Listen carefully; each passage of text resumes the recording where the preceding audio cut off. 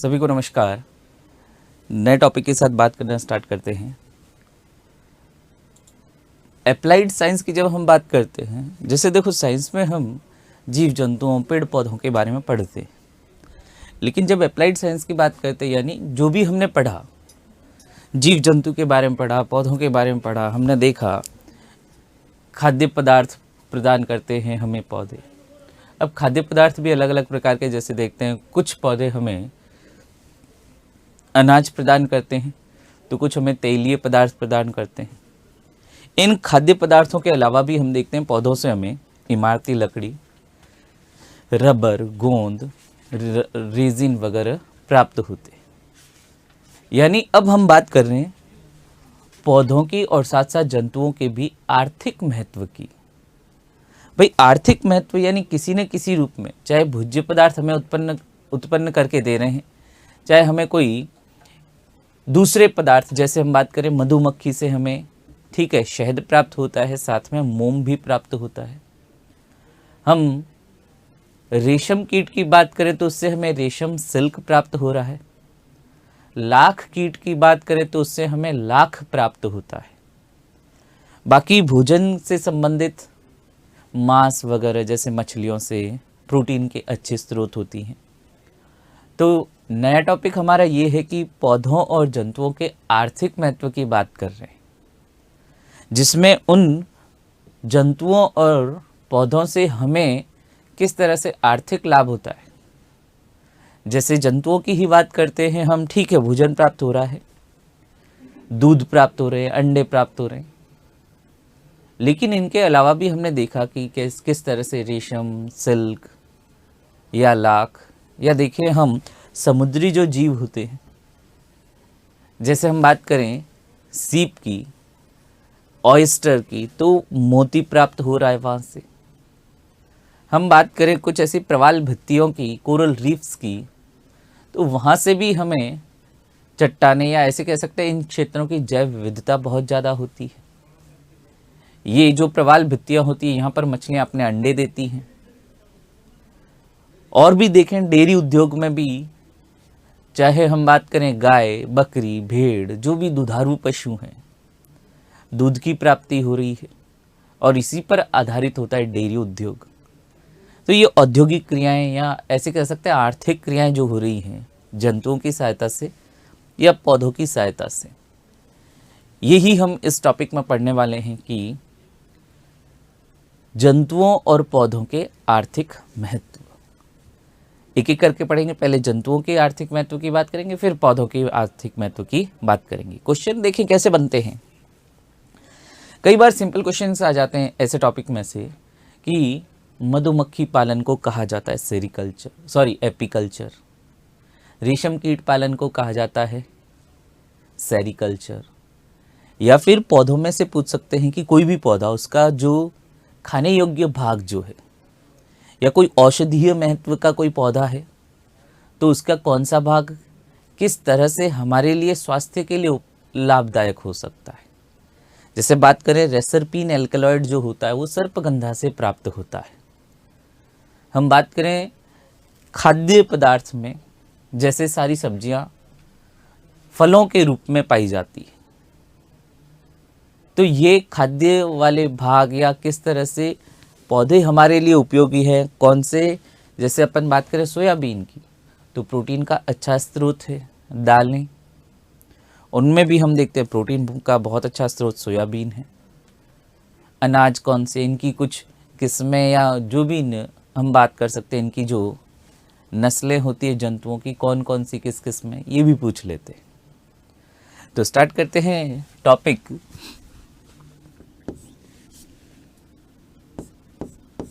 पादपों एवं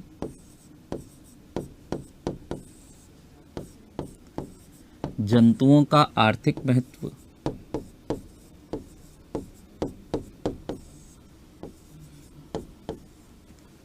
आर्थिक महत्व, economic importance of plants and animals.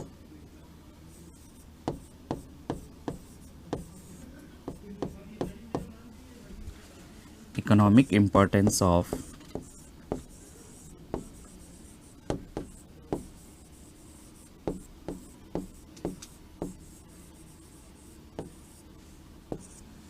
Of plants and animals.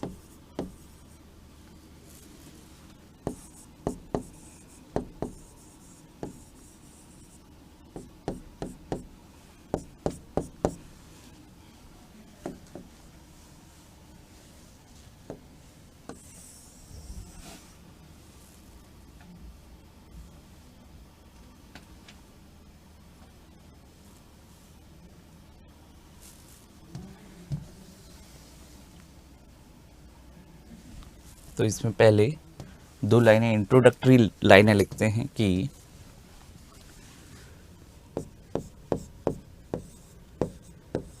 सभ्यता के विकास से पूर्व ही,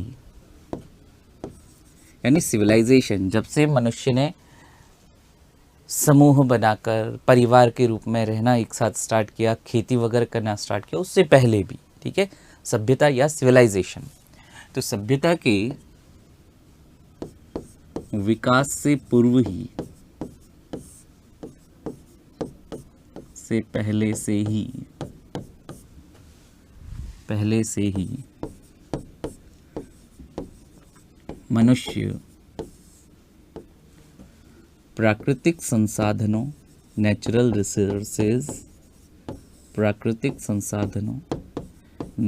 रिसोर्सेज पर निर्भर रहा है।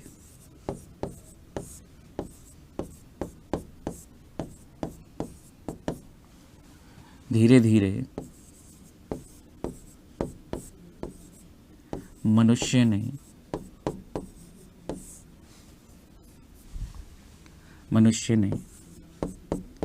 अपनी आवश्यकताओं के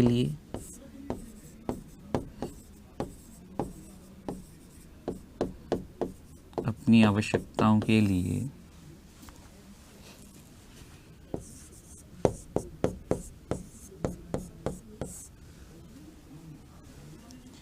खेती करना, यानी कृषि, पशुपालन जैसी क्रियाएं प्रारंभ की। कृषि, पशुपालन जैसी क्रियाएं प्रारंभ की तथा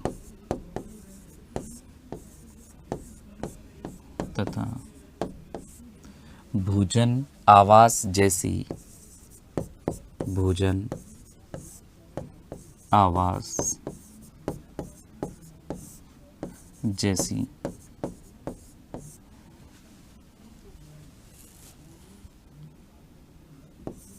जरूरतों को पूरा करने लगा।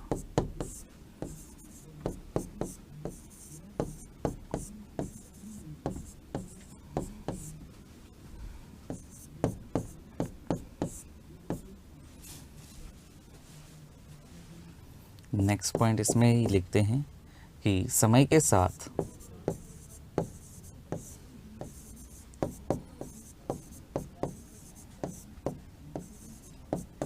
ये संसाधन, यानी जो एनिमल और प्लांट्स रिसोर्सेज हैं उनकी बात कर रहा हूँ, समय के साथ ये संसाधन क्या होते गए, आर्थिक क्रियाओं में शामिल होते गए।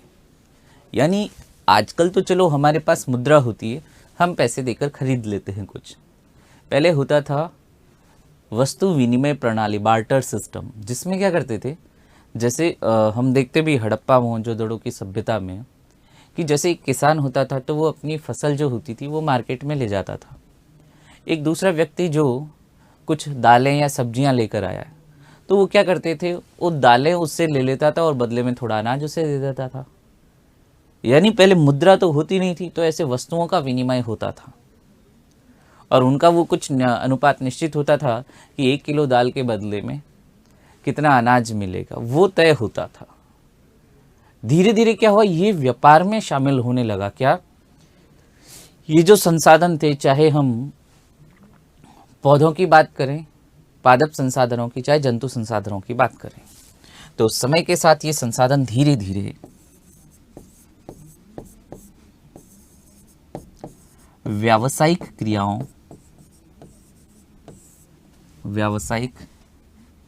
क्रियाओं में शामिल होने लगे।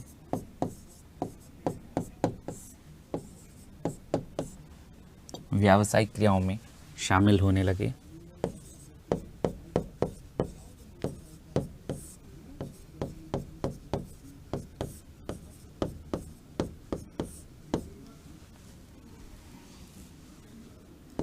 अर्थात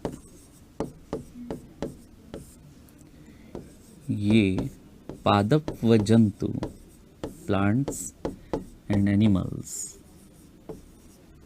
पादप व जंतु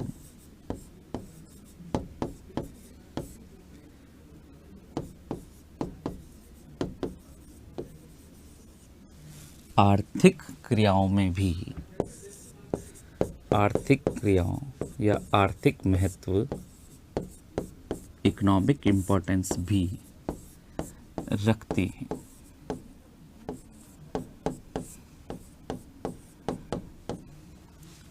इसी क्रम में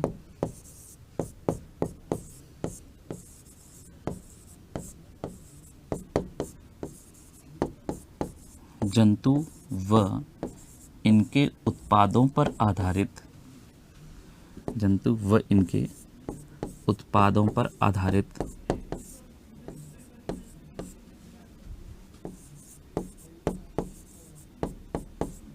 उत्पादों पर आधारित जंतु एवं इनके उत्पादों पर आधारित नए व्यवसाय विकसित होने लगे।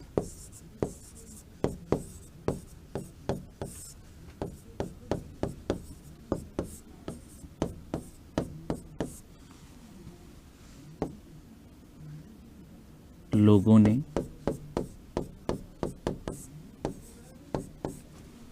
जंतुओं का संवर्धन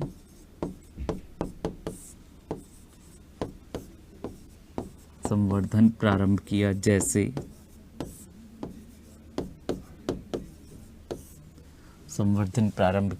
जैसे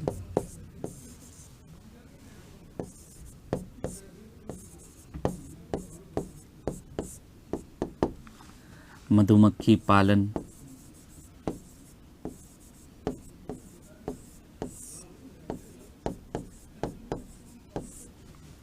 एपीकल्चर,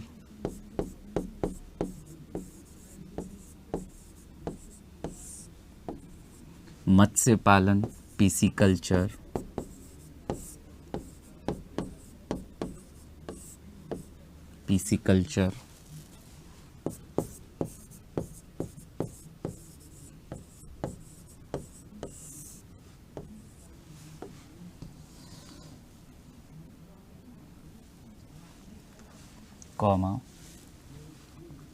रेशम कीट पालन,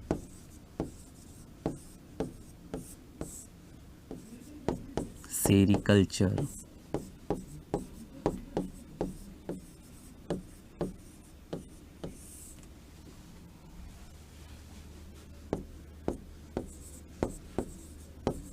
डेयरी पशुपालन,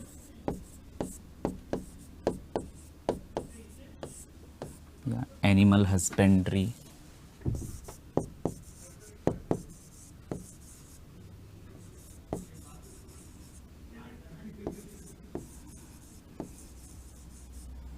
आदि। ठीक है, तो ये कुछ ऐसे हैं, इनको एक एक करके हम पढ़ते हैं। तो सबसे पहले हम बात करते हैं मधुमक्खी पालन की, apiculture.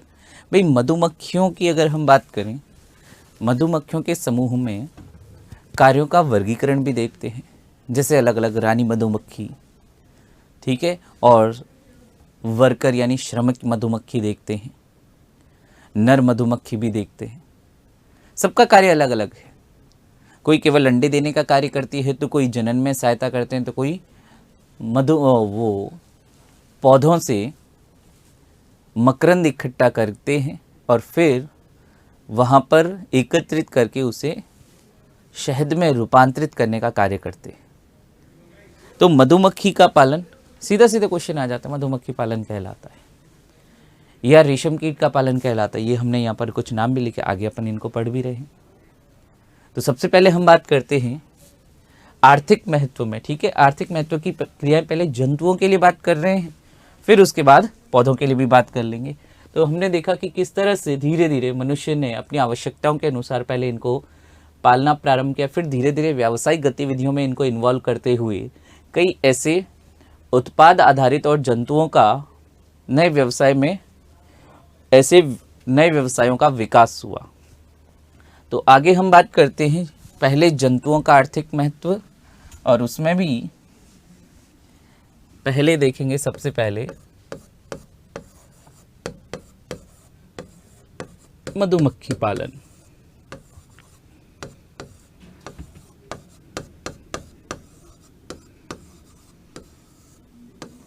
Economic importance of animals.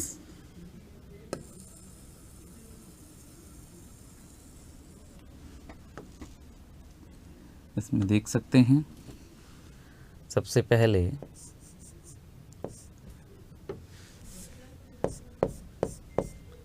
मधुमक्खी पालन।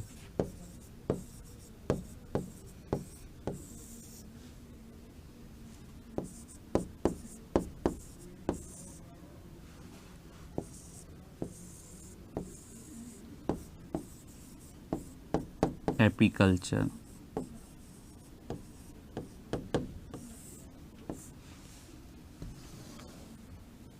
मधुमक्खी पालन या एपीकल्चर लिख सकते हैं कि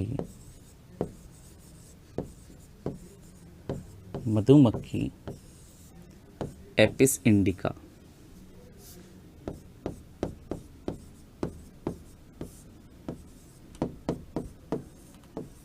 इनके जो वैज्ञानिक नाम होते हैं ध्यान रखने चाहिए।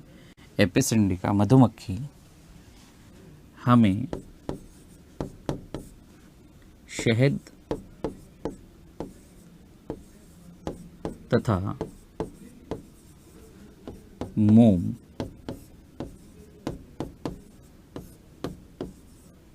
प्रदान करती हैं।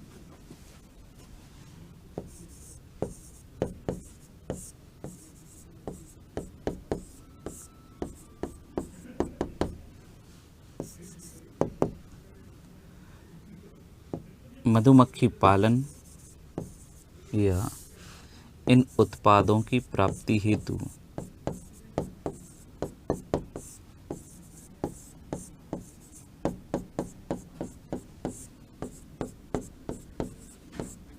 मधुमक्खी पालन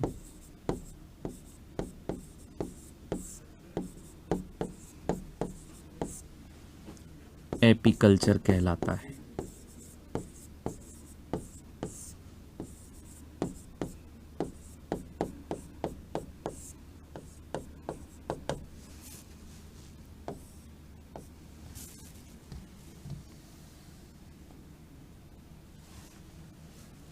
और भी देखते हैं कि शहद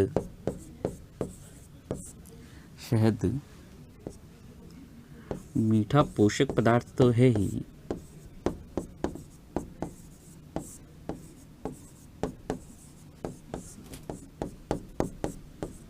ही, साथ ही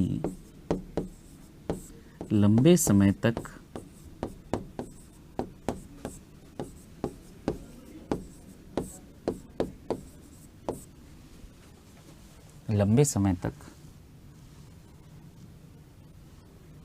सुरक्षित रहता है, यानी कोई संक्रमण वगैरह या इसकी गुणवत्ता में कोई खराबी नहीं देखी जाती, ठीक है, सुरक्षित रहता है। अतः इसका प्रयोग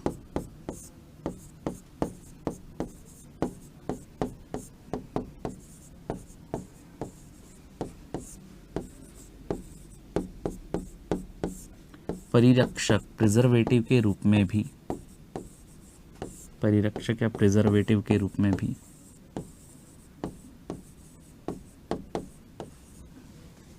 परिरक्षक या प्रिजर्वेटिव के रूप में भी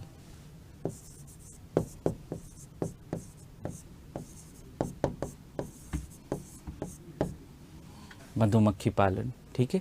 और भी हम बात करें मधुमक्खियों में, जैसे हम देखते हैं कि कार्यों का वर्गीकरण देखा जाता है, ठीक है, या ऐसे कह सकते हैं सामाजिक स्तरीकरण देखा जाता है। लिख सकते हैं मधुमक्खियों में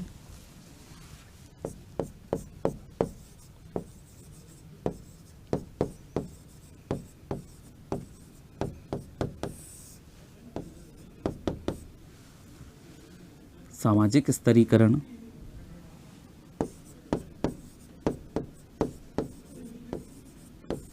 सोशल स्ट्रैटिफिकेशन व कार्य विभाजन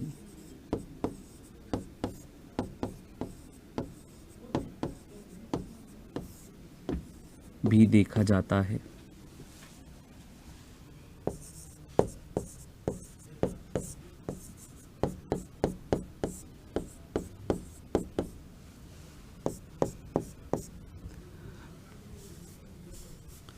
तो ये हमने बात की मधुमक्खी पालन, एपीकल्चर, आर्थिक क्रिया।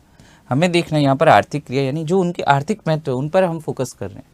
हम ये नहीं देख रहे कि मधुमक्खियों में किस तरह से कौन सा डांस करती है, किस दिशा में जाते हुए क्लॉकवाइज घूम जाती है, एंटी क्लॉकवाइज घूम जाती है, तो शहद कितनी दूर है या पौधे कितनी दूर है, वो पर्टिकुलर हम जब जीवों के पशुपालन की बात करते तब हम केवल अभी इनके आर्थिक महत्व की बात कर रहे हैं। लिखा भी है हमने आर्थिक महत्व। तो मैंने कहा ना यहाँ से क्वेश्चन भी सीधे सिंपल कि मधुमक्खी पालन में पूछ लिया, मधुमक्खी पालन को कहते क्या हैं, कौन से उत्पाद प्राप्त होते हैं और वो उत्पाद हमारे लिए किस तरह से उपयोगी है। हमने देखा एपीकल्चर कहते हैं मोम और शहद प्राप्त हो रहे, ठीक है। शहद की हम बात करें, मीठा और पोषक पदार्थ तो ही लंबे समय तक सुरक्षित रहता है, संक्रमण रहित रहता है, परिरक्षक यानी प्रिजर्वेटिव के रूप में भी इसका प्रयोग करते हैं, परिरक्षक या प्रिजर्वेटिव। मोम की बात करें तो मोम का भी ध्यान देना, पॉलिश वगैरह में या कोई ल्यूब्रिकेटिंग एजेंट का निर्माण यानी स्नेहक के रूप में भी इसका प्रयोग करते हैं। मधुमक्खी पालन के बाद आगे बात करते हैं रेशम कीट पालन। अगला हम देखते हैं रेशम कीट पालन।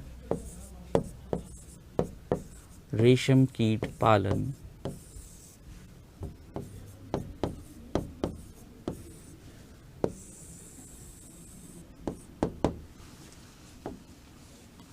रेशम कीट पालन की बात करें तो इसमें हम देखते हैं कि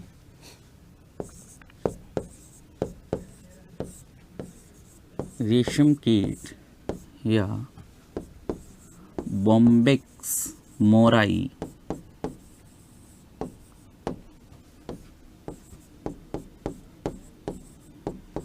बॉम्बेक्स मोराई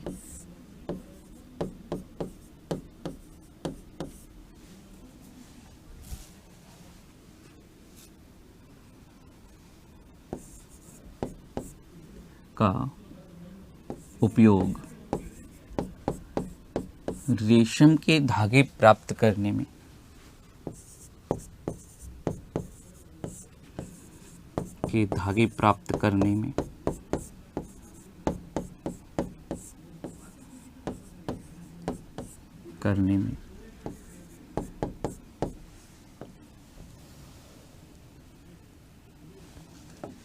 कुछ सामान्य बातें जैसे कि रेशम कीट पालन को हम कहते हैं सेरीकल्चर,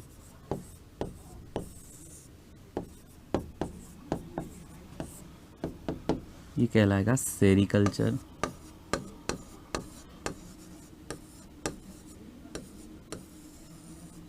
सेरीकल्चर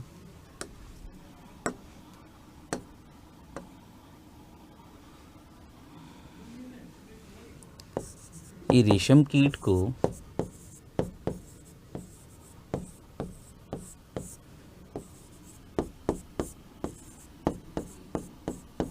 शहतूत की पत्तियों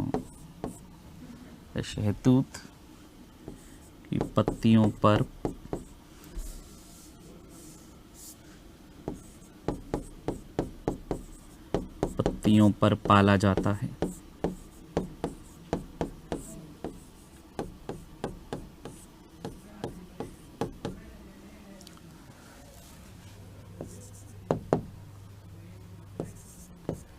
इसके अंडों से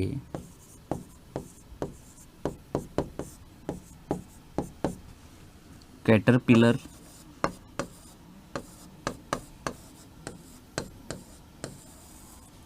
निकलते हैं।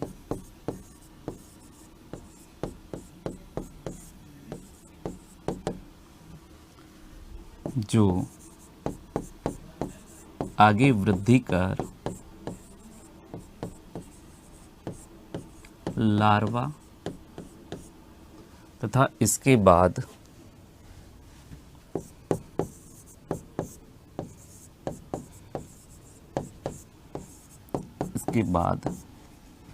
प्यूपा में परिवर्तित होकर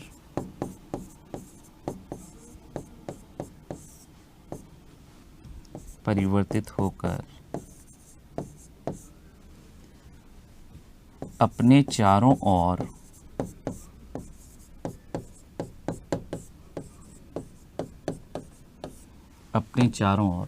कोकून का निर्माण कर लेते हैं। पहले अभी इसको लिखते हैं, फिर इसको समझते हैं। कोकून का निर्माण कर लेते हैं।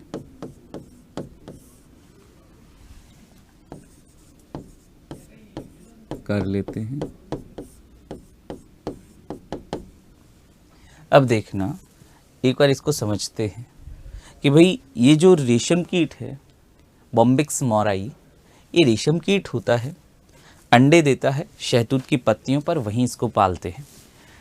जब ये अंडे देता है तो अंडे से निकलता है कैटरपिलर, और ये कैटरपिलर धीरे धीरे आकार में वृद्धि करता है, प्यूपा में बदलता है, ठीक है। और अपने चारों ओर क्या करता है, ये जो रेशम कीट होता है ना, प्यूपा अवस्था में रेशम का उत्पादन करता है, प्यूपा अवस्था में। और कैसे उत्पादन करता है, इसकी जो लार ग्रंथियाँ होती है, ये लार ग्रंथियों से ऐसे धागे समान संरचनाएं बनती है, जिसे ही हम रेशम के नाम से जानते हैं। रेशम का जो धागा होता है, रेशम का ये धागा, ये इस कोकून में अपने चारों ओर ये जो कोकून बनाता है, ये इस रेशम के धागे से ही बनाता है। ये रेशम का जो धागा होता है प्रोटीन से बना होता है। बाहरी भाग हम बात करते हैं, ये इसमें जो फाइब्रोइन प्रोटीन होता है, और आंतरिक भाग में हम देखते हैं सेरिसिन प्रोटीन होता है। तो क्वेश्चन कैसे कैसे बनते हैं कि रेशम के धागे में कौन सा प्रोटीन है। और एक बहुत इंपॉर्टेंट क्वेश्चन है कि ये रेशम कीट अपने जीवन की किस अवस्था में रेशम का उत्पादन करता है, तो वो ये है प्यूपा अवस्था में। इस प्यूपा अवस्था में वह रेशम के धागे का उत्पादन करता है, अपने चारों ओर क्या करता है, कोकून का निर्माण कर लेता है। अब कोकून के निर्माण में क्या होता है, यहाँ पर ट्रेडिशनली ऐसे जो जीव होते हैं उनको क्या करते हैं, गर्म पानी में डाल देते थे पहले, और फिर ऐसे में क्या होता है, प्यूपा मर जाता है। और फिर वहाँ से क्या करते हैं, वो जो धागा होता है कोकून के चारों ओर लिपटा, उसको अनवाइंड करके धागा प्राप्त करते हैं, यान प्राप्त करते हैं। और फिर आगे का प्रोसेस अलग होता है कि किस तरह से निटिंग वगैरह करना, और उसको जोड़कर किस तरह से कपड़े में या रेशम के कपड़े में परिवर्तित करना। तो ये हम देखते हैं, कैटरपिलर निकला अंडे से, प्यूपा अवस्था जो अपने चारों ओर क्या कर रहा है, कोकून का निर्माण कर रहा है। और ये जो कोकून होता है, इसी से हम वो जो सिल्क का धागा होता है, रेशम का धागा, वो इससे प्राप्त करते हैं। तो आगे लिखते हैं कि कोकून का निर्माण सिल्क या रेशम के धागे से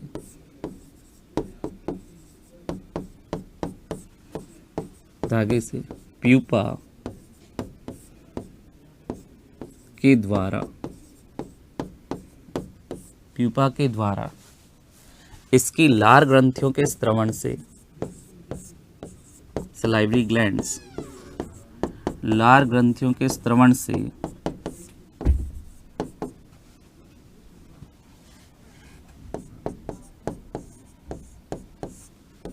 होता है।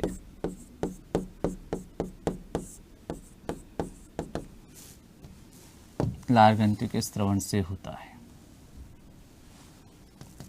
आगे देखते हैं कि रेशम या सिल्क के धागे का बाहरी भाग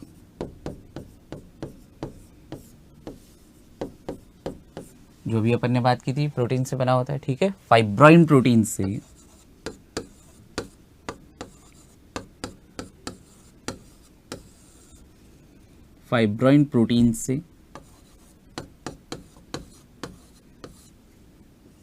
जबकि आंतरिक भाग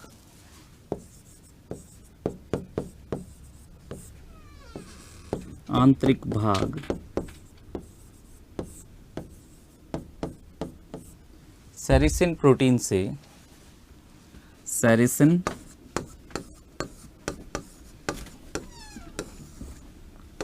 से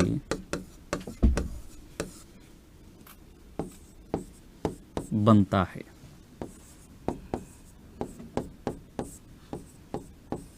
ठीक है, वैसे ये रेशम कीट से रेशम प्राप्त करना या रेशम निर्माण प्रारंभ इसका चीन में हुआ था, लेकिन वर्तमान में भारत भी विश्व के अग्रणी देशों में जहाँ पर ये सिल्क उत्पादन किया जाता है। ठीक है, तो लिख सकते हैं कि रेशम कीट से सिल्क प्राप्त करने की क्रिया या रेशम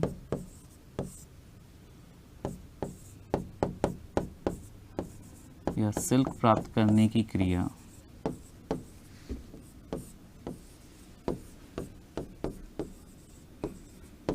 का प्रारंभ चीन में, प्रारंभ या शुरुआत चीन से,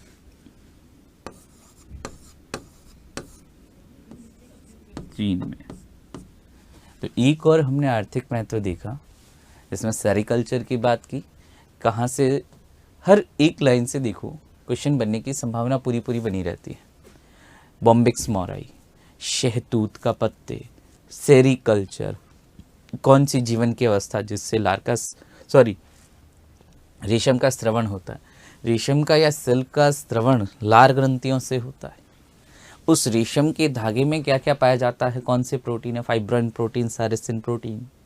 ये रेशम कीट संवर्धन यानी ये सेरिकल्चर की शुरुआत सबसे पहले हमने कहाँ देखी, चीन में। तो हमने मधुमक्खी पालन देखा, हमने रेशम कीट पालन देखा। अब अगला देखते हैं लाख कीट पालन। लाख कीट पालन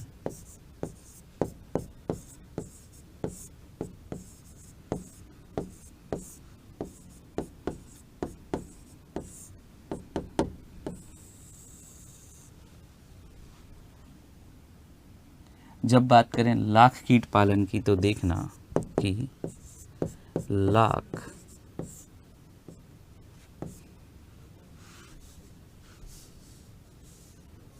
लाख की प्राप्ति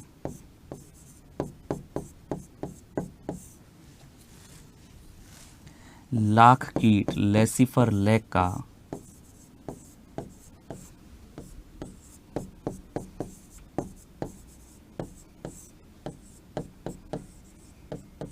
लाख कीट की लार ग्रंथियों से स्रावित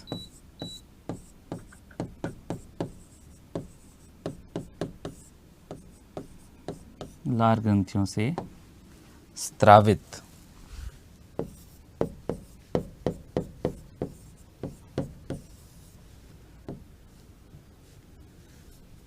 लार से होता है।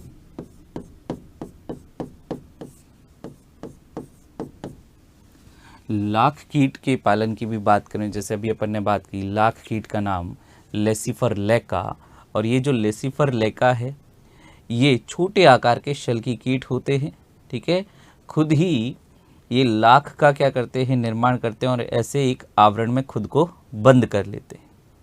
तो लिख सकते हैं कि ये नर और मादा दोनों ही उत्पन्न करते हैं, बस मादा पूरे जीवन भर इस लाख का निर्माण करती है, जबकि जो नर कीट होता है केवल लार्वा अवस्था में इसका उत्पादन करता है। लिखते हैं कि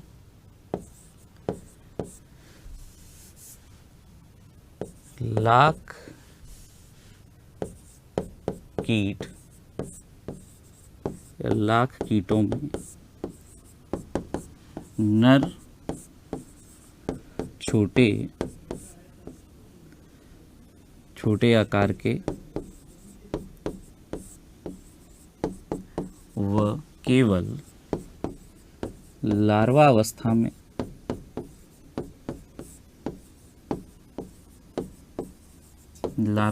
में लाख का स्त्रवण करते हैं।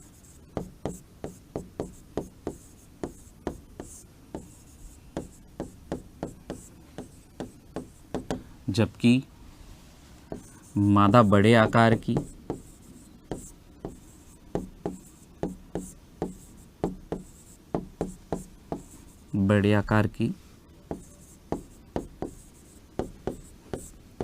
व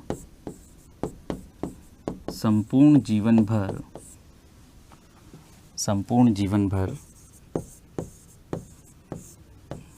लाख का स्त्रवण करती है।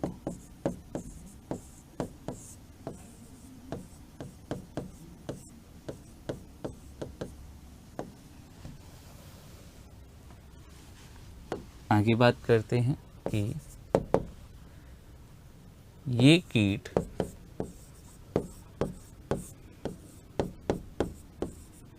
लाख का स्त्रवण कर अपने चारों ओर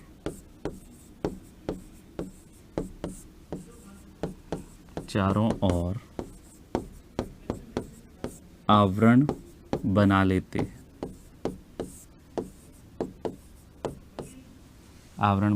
हैं।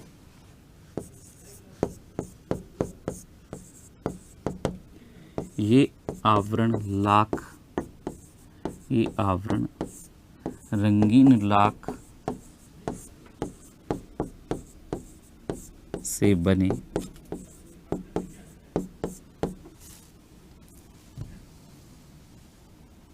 जब हम इनकी बात करते हैं लाख कीटों से कि लाख प्राप्त कैसे करेंगे, तो वही दो विधियां, पुरानी जो विधि ट्रेडिशनल विधि जो कि अच्छी नहीं मानी जाती, उसमें क्या करते हैं, जो जैसे पुराने जो आदिवासी लोग वगैरह होते थे, वो जिस पौधे पर ये लाख का कीट रहता है, लाख संवर्धन करते हैं, पूरे पौधे को ही जला देते, जिससे ये कीट भी मर जाते थे, लेकिन लाख प्राप्त हो जाता था। और लाख का प्रयोग भी हम देखते हैं कि कई बार जैसे ज्वेलरी वगैरह बनाने में ये लाख का प्रयोग किया जाता है। लेकिन आधुनिक विधि में क्या करते हैं, केवल इन कीटों से जो बाहर वाला आवरण होता है वह पृथक कर लेते हैं, जिससे क्या होता है, पौधा भी बच जाता है और वह जो जीव होता है वह भी बचा हुआ रहता है। तो ये हमने बात की लाख संवर्धन की। ये सभी आर्थिक महत्व देख रहे हैं हम कि क्या उत्पाद प्राप्त हो रहे हैं, ठीक है। और इसका जो संवर्धन होता है, लाख कीट संवर्धन, लैक कल्चर कहते हैं। संवर्धन इसे बोल देते हैं, लैक कल्चर बोल देते हैं। लाख कीट संवर्धन, लैक कल्चर बोल देते हैं। लाख कीट के बाद हम देखते हैं और भी, जैसे ये अभी तो अपन ने मोम, शहद, लाख या रेशम की बात की। अब हम थोड़ा सा खाद्य पदार्थों की ओर चलते हैं। तो सबसे पहले आता है मत्स्य पालन, पीसीकल्चर। मछलियों का पालन करते हैं। मछलियां क्या है कि खास तौर से ऐसे व्यक्ति जो निर्धन है, आय के कोई बड़े स्रोत नहीं है, तो वह केवल मत्स्य पालन करके ही खुद का पोषण भी कर सकता है और कह सकते हैं कि छोटी मोटी व्यावसायिक गतिविधि भी कर सकता है। जैसा हम देखते भी हैं, जो तटीय क्षेत्र है भारत के, बंगाल से लेकर उड़ीसा, उधर नीचे और भी जाएं तो आंध्र प्रदेश वगैरह की तरफ, वहाँ पर अक्सर ये मत्स्य पालन बहुत ज़्यादा होता है। लोग वहाँ छोटे छोटे तालाब बनाकर उनमें मछलियाँ पालते हैं। मछलियाँ भी हम देखते हैं खारे पानी की और मीठे पानी की दोनों, लेकिन सामान्यतः जो खाद्य मछलियाँ होती है, मीठे पानी की मछलियाँ ज़्यादा प्रेफर की जाती है, जैसे कतला, रोहू आदि, मृगल आदि। ये मछलियाँ ठीक है, साथ साथ क्या कर रही है, हमारे लिए तो पोषण है ही। कई मछलियाँ ये जो होती है मच्छर के लार्वा को खा जाती है, जिससे ऐसे मच्छर वगैरह का भी प्रकोप कम हो जाता है। तो मत्स्य पालन की बात करते हैं आगे। जंतुओं के आर्थिक महत्व में मधुमक्खी पालन, रेशम कीट पालन, लाख कीट पालन। अब आगे बात करते हैं मत्स्य पालन की। मत्स्य पालन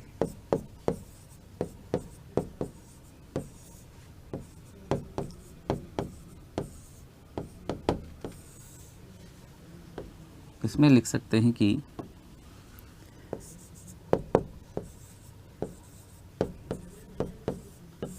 मछली को व्यावसायिक क्रियाओं के लिए पालना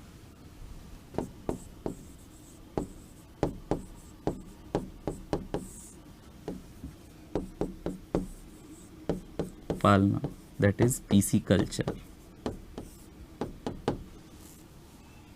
इसे कह देंगे पीसी कल्चर।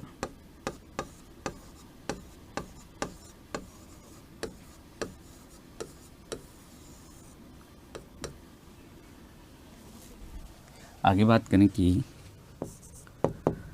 मछलियाँ, अब देखना एक बड़ी चीज़ है यहाँ पर कि मछलियों की जब हम बात करते हैं, कहते हैं ये प्रोटीन के बहुत अच्छी स्रोत होती है। इसका कारण भी है, देखो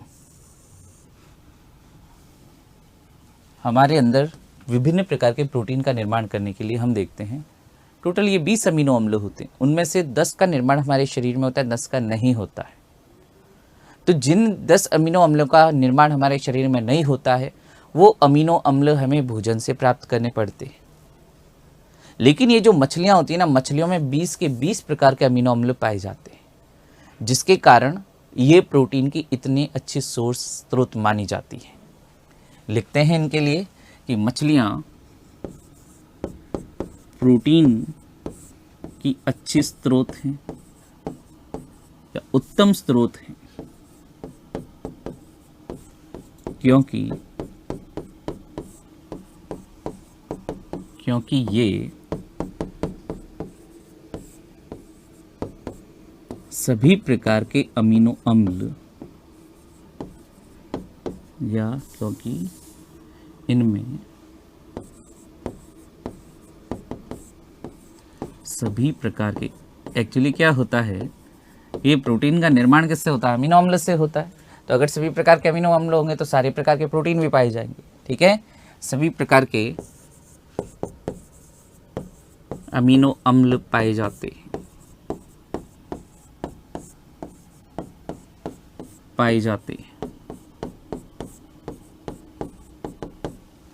नेक्स्ट पॉइंट लिखते हैं कि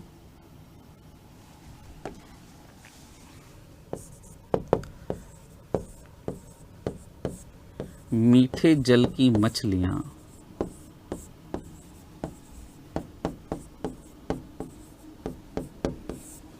जैसे कतला, रोहू, मृगल आदि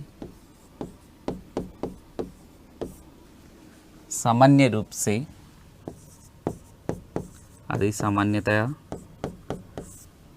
भोजन के रूप में प्रयुक्त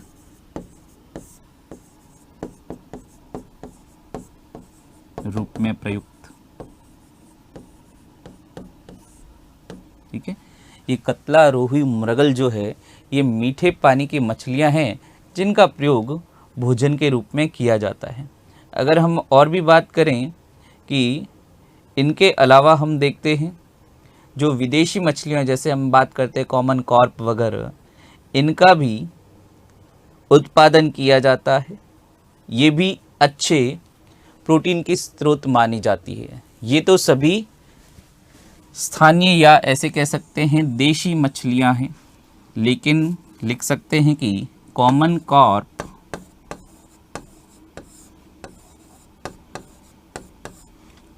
विदेशी मछली जिसका भी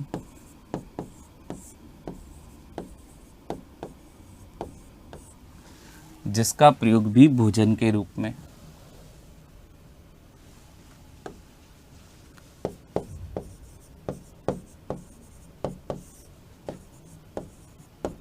जिसका प्रयोग भी भोजन के रूप में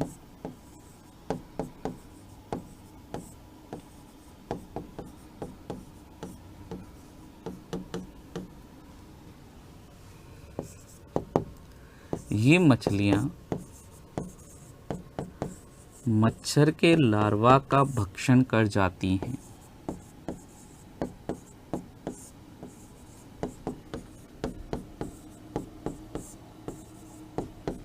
का भक्षण कर जाती हैं।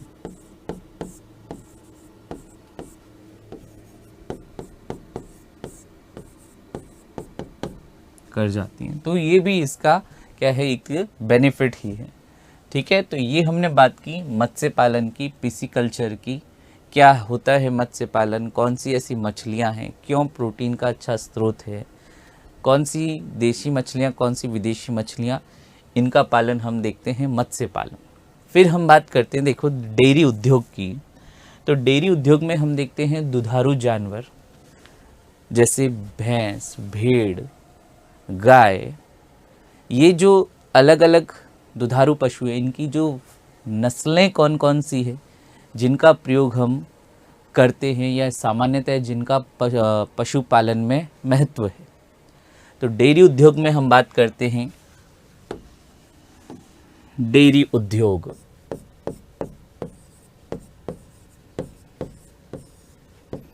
डेयरी उद्योग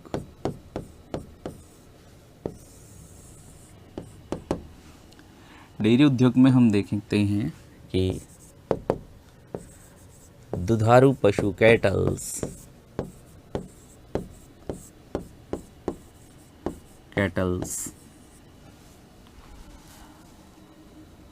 दूध एवं अन्य उत्पादों द्वारा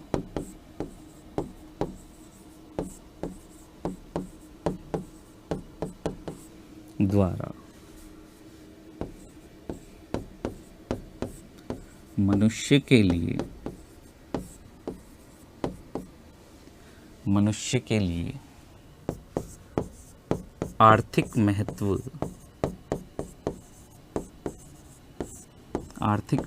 के जंतु हैं।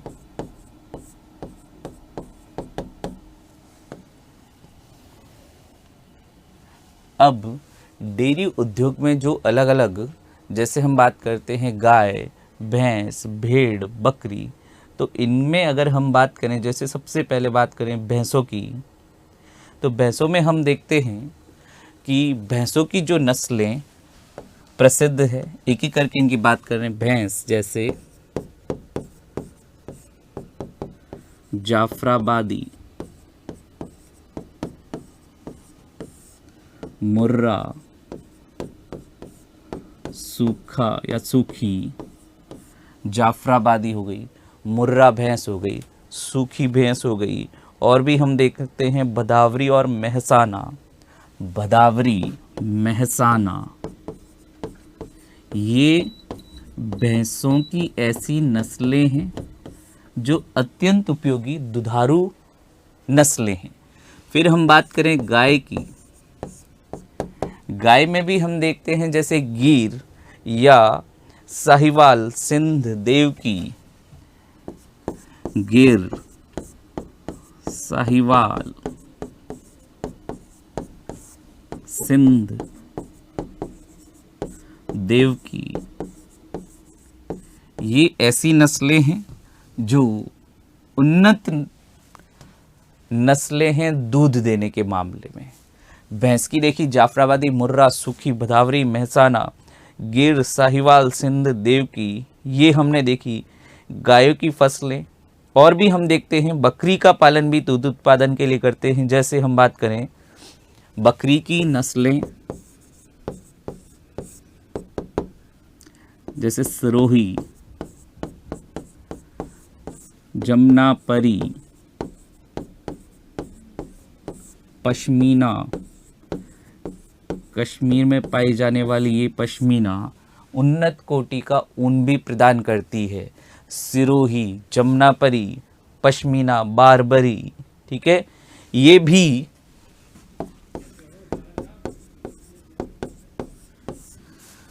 मछलियों, ऐसी बात करें अगर मछलियों के बाद डेयरी उद्योग की, तो हमने देखा गाय, भैंस, बकरी, ये इनकी अलग अलग नस्लें, इन नस्लों पर प्रश्न पूछ लेते हैं। जैसे दो चार नस्लें दे देंगे कि जाफराबादी, मुर्रा और सूखी, ये किसकी नस्लें, गाय, भैंस, बकरी, भेड़ किसकी नस्लें, ठीक है। तो लिख सकते हैं नीचे कि उपरोक्त नस्लें दुग्ध उत्पादन के मामले में उन्नत नस्लें हैं, उन्नत नस्लें हैं। यानी डेयरी उद्योग में भी हमने देखा जंतुओं का आर्थिक महत्व डेयरी उद्योग में। फिर हम बात करते हैं जैसे ऊन उद्योग, जैसे अभी अपन ने बात की कि ये पश्मीना जो है तो बकरी, लेकिन ये भी हमें उन्नत कोटि का ऊन देती है, जो इससे रेशे प्राप्त होते हैं, वहाँ से ऊन। बाकी हम देखते हैं ऊन हमें भेड़ों से भी प्राप्त होती। जैसे हम बात करते हैं मैरिनो भेड़ उत्कृष्ट ऊन प्रदान करती है। और भी इसके अलावा देखते हैं नली वगैरह अलग अलग जो नस्लें हैं। तो डेयरी उद्योग, और बात करते हैं आर्थिक क्रियाओं में ही ऊन उद्योग में, ऊन उद्योग,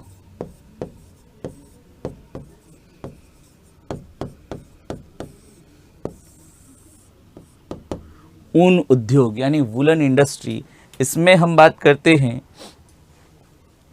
भेड़, बकरी वगैरह, जैसे लिखते हैं इसमें भेड़ों से ऊन प्राप्त होता है, जिसका उपयोग वस्त्र उद्योग में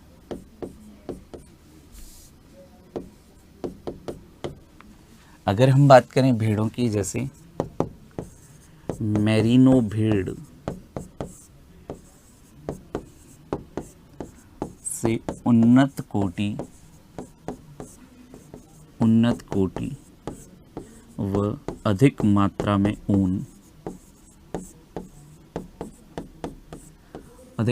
में ऊन प्राप्त होता है। फैक्चुअल है चीज़ें एक्चुअली, इसलिए लिख अपन ज़्यादा रहे हैं, फैक्चुअल चीज़ें, ठीक है, समझने का इसमें कम है, ये फैक्चुअल चीज़ें ज़्यादा है। फिर और बात करें हम जैसे लोही, नली, पाटनवाड़ी, मारवाड़ी,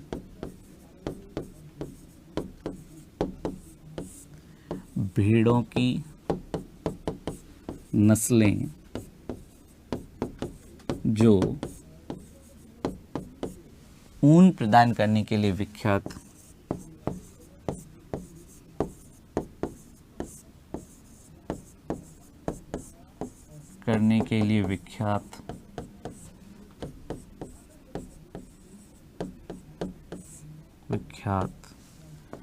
और फिर हम देखते हैं पश्मीना बकरी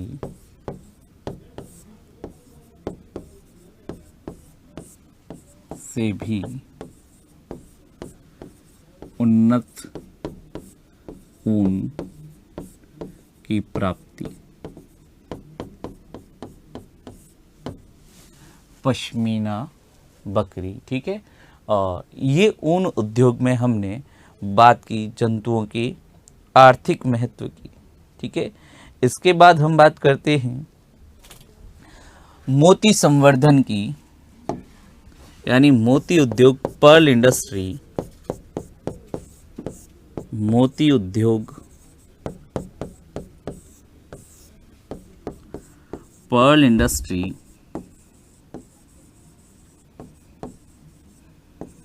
ये जो मोती प्राप्त होते हैं सीप से कवच युक्त जलीय समुद्री जीव होते हैं, मोलस्का संघ के प्राणी। ठीक है, तो लिख सकते हैं इसमें कि मोलस्का संघ के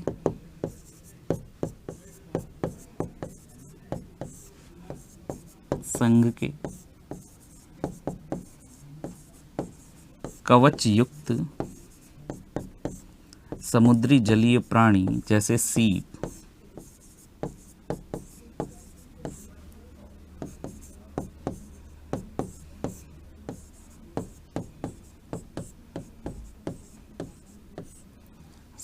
से मोती ऑयस्टर प्राप्त होता है।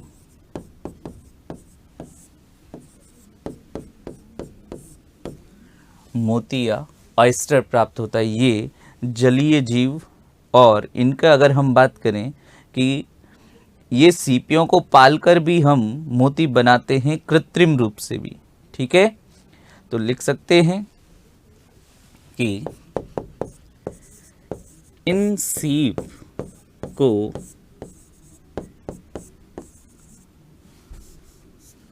या सीप का पालन कर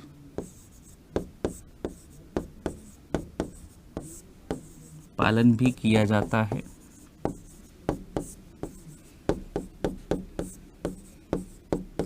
तथा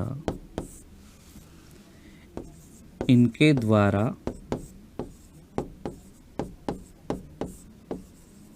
अपनी सुरक्षा के लिए स्रावित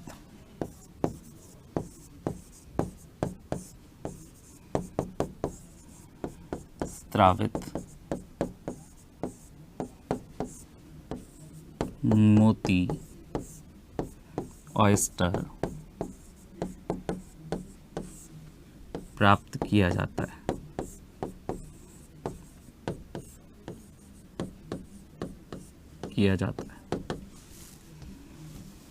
ठीक है, पिंगटाड़ा नामक जो सीप है उससे अक्सर ये मोती प्राप्त करते हैं, पिंगटाड़ा नाम से हुए। ठीक है, तो ये हमने पर्ल उद्योग की भी बात की, और ये पर्ल उद्योग का विकास हुआ हमने देखा जापान में। लिख सकते हैं मोती उद्योग का विकास जापान में।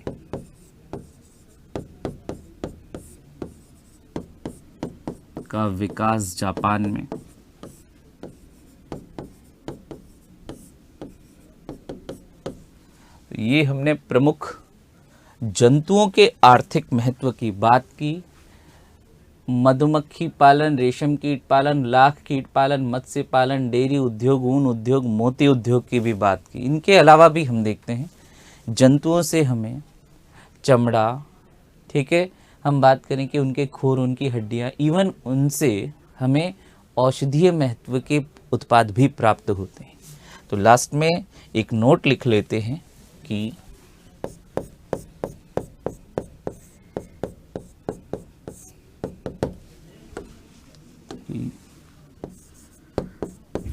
जंतुओं से उपरोक्त उत्पादों के अलावा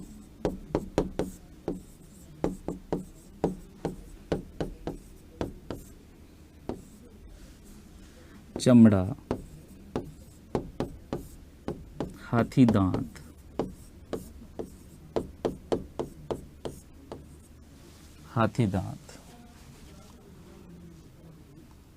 उनकी अस्थियां,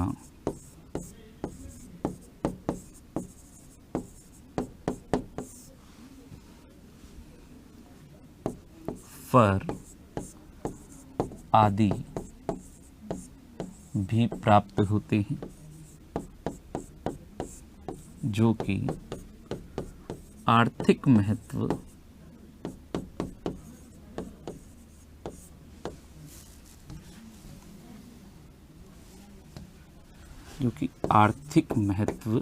के उत्पाद। और भी लिख सकते हैं कि मधुमक्खियां परागण में भी सहायक, मधुमक्खियां व अन्य कीट परागण में भी सहायक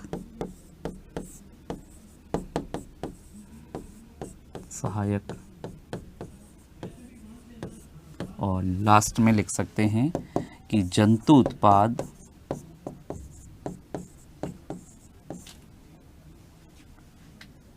औषधि निर्माण में भी उपयोगी।